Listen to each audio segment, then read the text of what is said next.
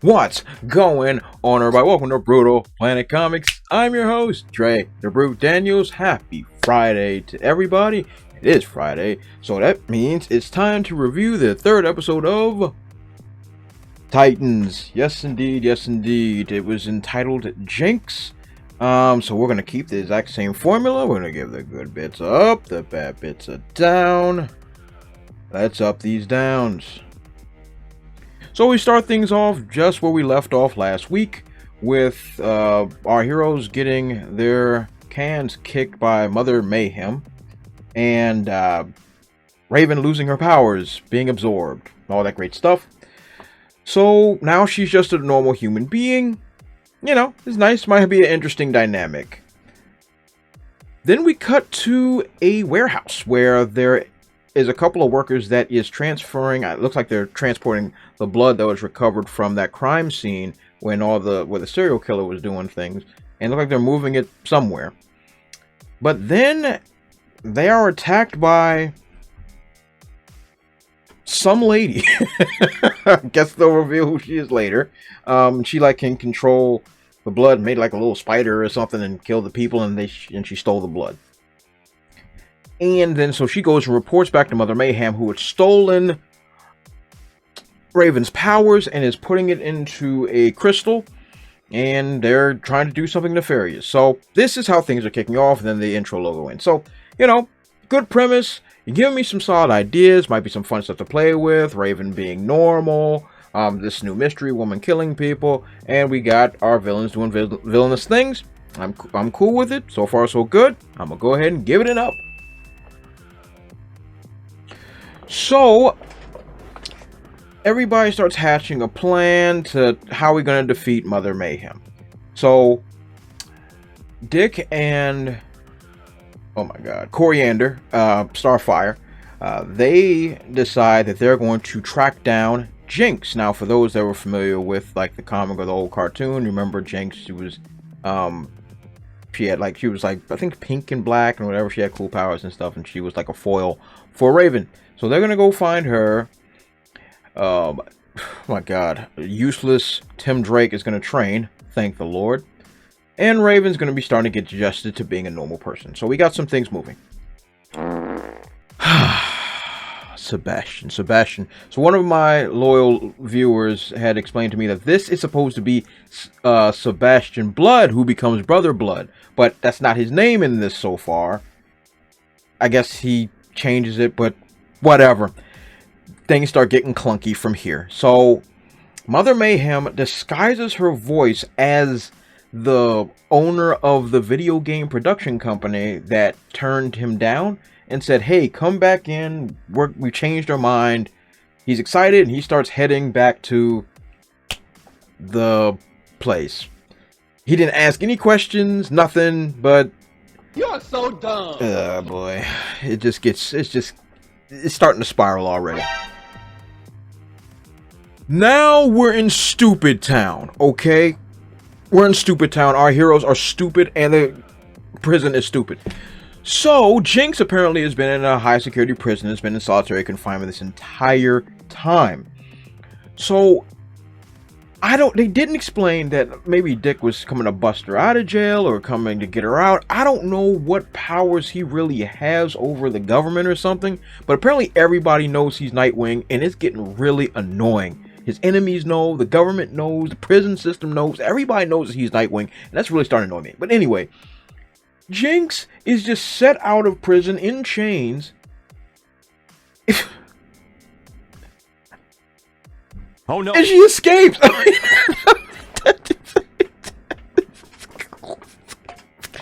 She's a criminal. She's a bad guy. They couldn't meet her in the prison, in her cell, to interrogate her or anything. They take her outside of prison. She takes her shoe off, steps on the ground, makes a tornado, and poof. Our heroes are stupid. I hate when they do stuff like this just to get the plot moving. I really don't like this. I don't like what they're doing, Sebastian. This introduction to Jinx was rough and bad and made our heroes look really bad. The answer is down. Orale, orale, orale. So we get back to Raven trying to be normal, and Beast Boy, I don't know, sensing the dark side of the Force or something, hearing the animals call out to him. And he goes outside and he starts venturing off to see if he can do something. I don't know. I really don't know. Meanwhile, Tim Drake, being useless, but at least he's in a nice little training montage. I enjoy little training montages. So he's trying to get good at using his staff, and he's being trained by, Superboy, who is still the best character in the show, and the guy from Star Labs, and they train him, or whatever. Now, while they're training him, they get a distress signal about the folks that were murdered by the mystery lady. So they start to investigate what the devil happened to that poor lady. So at least it's giving them something to do. Once again, we press the stupid button, and they know where Jinx is going. Then she's going to steal a heart or something ridiculous, some MacGuffin. And they set a little trap for her, and they catch her. And they're like, okay, why? She's like, okay, why do you want me? No cops, I guess. I guess she's not a wanted escaped criminal or nothing. So they're like, okay, we need you to help us fight this lady that whooped our tails. And she's like, why would I help you? Blah, blah, blah. In the midst of this conversation, there's a little, I don't know, a little chest that has a little small heart in it. Oh no. And Starfire opens it up and she turns into stone. Whatever. So Dick's like, okay, yo, turn her back. And Jinx is like, I don't know how to. I didn't do it. It's the heart. You shouldn't have looked at it. Whatever. And she's like, okay, help me return this heart and make all this money. And then the person that did this will turn...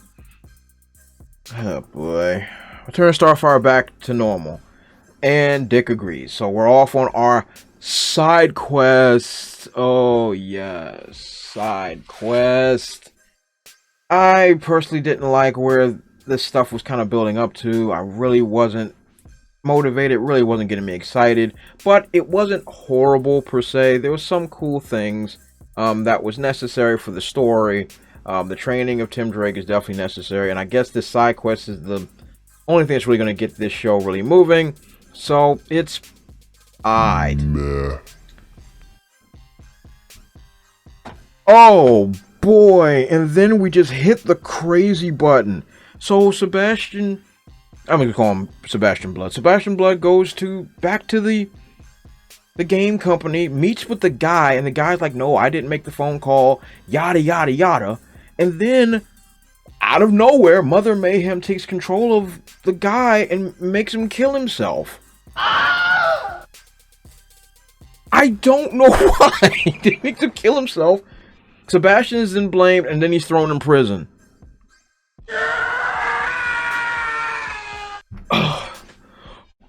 And here, once again, we're in Crazy Town. So, Beast Boy is still going through the forest, and he has sight beyond sight. So, we're full Thundercats mode. And then once again, we hit the stupid button. Because Raven doesn't have her powers anymore. And she can't see what he sees because she doesn't have her extra sentry, whatever. He proceeds to hold her hand, and then somehow, by synchronization, she gets the sight beyond sight. What?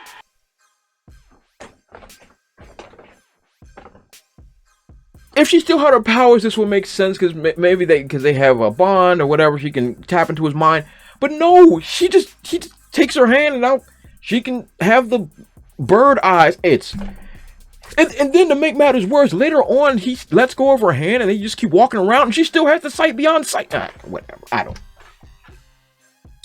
So, man, Superboy and Star Labs guy and Tim Drake, they end up uncovering that the symbolism that they found in regards to who committed the murders or whatever the case may be all leads to Sebastian Blood. And then they find out, of course, that he is ironically in prison. So they're able to instantly deduce that he's being set up. So that's great, I guess. Jinx and this is dumb. Jinx and Nightwing, they end up finding this underground club, and that's where she's going to try to sell the little heart thing. Oh man, I'm telling you, I'm starting to check out of this thing. I'm really starting to check out. So this scene had, oh my goodness, Sebastian Blood is being framed for murder. Sight beyond sight. This is down. It's weird. It doesn't make any sense. Like none of this is carrying anything forward. I'm not invested. I'm really not. Bruh. Now we got to have now we have to pad our runtime. So we have Coriander is seeing, I don't know, a vision while she's in stone, seeing a person telling him about her destiny. It doesn't make any sense. It's boring. I know I started daydreaming. It didn't make any sense. I didn't like it at all. So we get to the boss of the club, and Nightwing's like, hey, I got this heart thing. Let me sell it back to you for all the money in the world or whatever. And she's like, nah, how about I just kill you? There's this regular weird fight scene. He beats her and realizes that Jinx played him and she was after like a treasure chest full of money. And then he offers her $5 million to help them defeat this is dumb. It's like, oh, it's an escrow.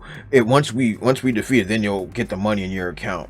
But you've already established that Jinx is a thief and can't be trusted.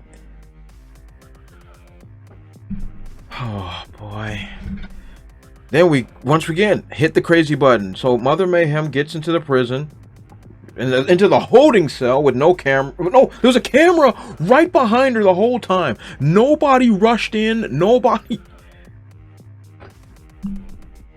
Oh my god. And she wants Sebastian Blood to say the Azarath mantra. I guess it's gonna unlock ungodly power. I guess, who knows? Who cares? The only really cool visual scene that was done in this episode was Superboy busting through the wall, which I think was cool, even though I'm pretty sure that's extreme amounts of property damage. It's shot very well, cinematography. Like, the cinematography in this show is very good. He breaks right in, he grabs Sebastian and runs out, and he's moving really fast, so everything's going in slow-mo, but it looks really cool. So they save or break him out. He's out of jail. Sebastian's out of jail. And that's pretty much how the episode ends, except Sight beyond sight finds the tree that was in his dreams.